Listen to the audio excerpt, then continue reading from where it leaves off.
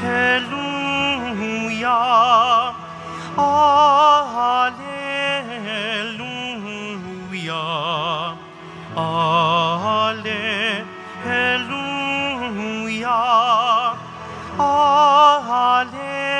Alleluia. Kapag ang aking salita sa inyo'y naidambana, taglay nyo ang aking diwa. Alleluia. Alleluia. Alleluia.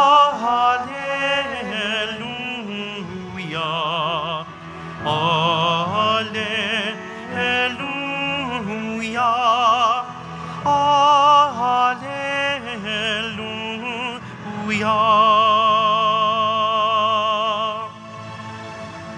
Sumainyo ang Panginoon. At sumaiyo rin. Ang mabuting balita ng Panginoon ayon kay San Juan. Papuri sa iyo, Panginoon.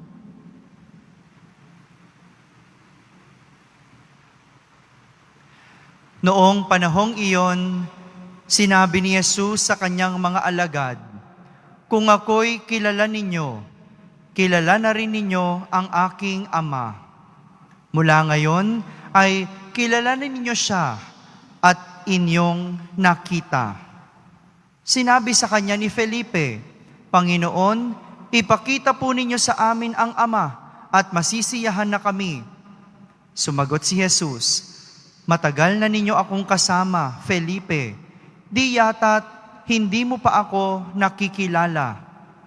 Ang nakakita sa akin ay nakakita na sa Ama. Bakit mo sinasabing, ipakita mo sa amin ang Ama? Hindi ka ba naniniwalang ako'y suma sa Ama at ang Ama'y suma sa akin? Ang mga salitang sinasabi ko ay hindi ko sinasabi sa ganang aking sarili. Ang Amang suma sa akin ang gumaganap ng kanyang mga gawain. Maniwala kayo sa akin. Ako'y suma sa Ama at ang Ama'y suma sa akin. Kung ayaw ninyong maniwala sa sinasabi ko, maniwala kayo dahil sa mga gawang ito. Sinasabi ko sa inyo, ang nananalig sa akin ay makahagawa ng mga ginagawa ko, at higit pa rito, sapagkat pupunta na ako sa Ama, at anumang hilingin ninyo sa Ama sa aking pangalan ay gagawin ko upang maparangalan ang Ama sa pamamagitan ng Anak. Gagawin ko ang anumang hihilingin ninyo sa pangalan ko." Mga kapatid, ang mabuting balita ng Panginoon. Pinupuri ka namin, Panginoong Hesukristo. Isang magandang araw po sa inyong lahat. Noong isang araw, habang ako ay nagbabasa ng balita, meron akong isang napakagandang balitang nabasa na nagpaantig din sa akin. Itong balitang ito ay tungkol sa isang street dweller na minsan nagpunta sa isang simbahan. Ang simbahang ito na pinuntahan ng street dweller ay yung simbahan ng San Felipe Neri. Diyan po sa may Mandaluyong. Sabi doon sa balita, habang kumakain si Father Hans, siya yung parochial vicar ng San Felipe Neri Parish. Sabi, tinawag daw siya ng gwardya dahil hinahanap siya ng isang street dweller.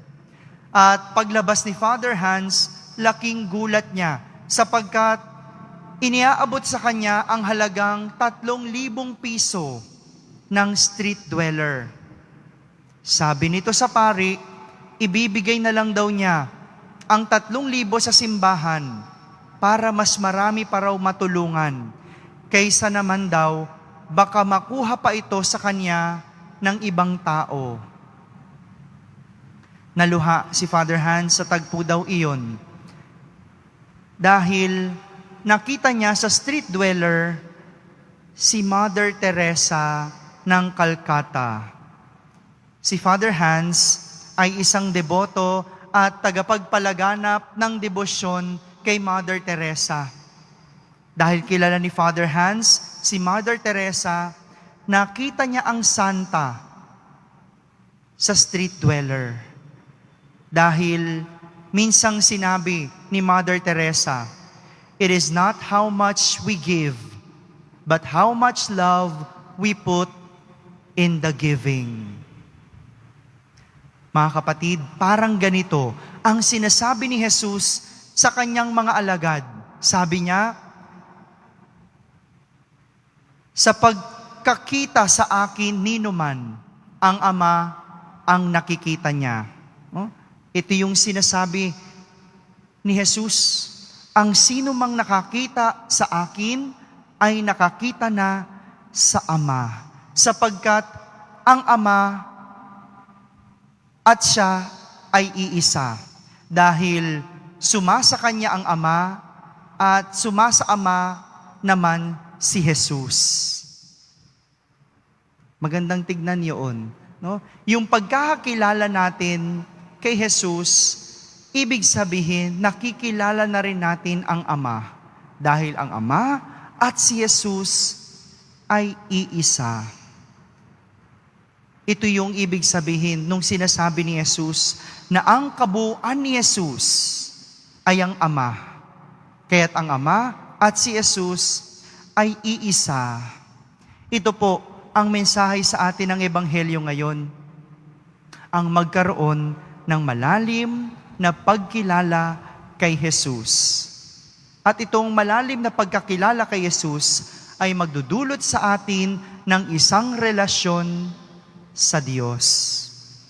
Nakakatuwang malaman, kahapon po sa aming programang dito po sa Quiapo. By the way, every Friday po, ngayong panahon ng ECQ, kami po ay magkakaroon ng munting palabas na pinamagatang dito po sa Quiapo. Itong palabas na ito ay gaganapin tuwing Biyernes ng 10:00 ng umaga.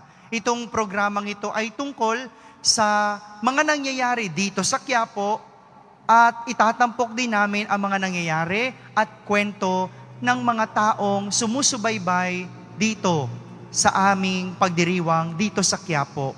Kahapon sa aming pagdiriwang, marami ang nagbahagi na isa sa maganda nilang natutunan o ugali na na-develop ngayong panahon ng pandemya ay yung makapagpasalamat sa Diyos.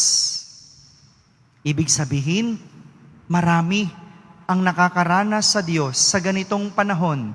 Maaaring marami ang nakakita sa Diyos at nakaramdam sa pagkilos ng Diyos.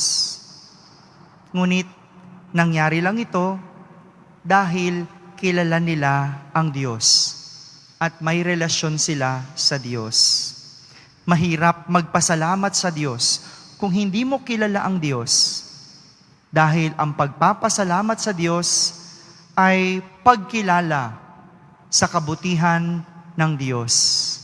Muli, inaanyayahan tayo ni Jesus na magkaroon ng malalim na pagkilala sa Kanya, dahil kapag kilala natin si Jesus, ibig sabihin, kilala na rin natin ang ating Ama. Amen.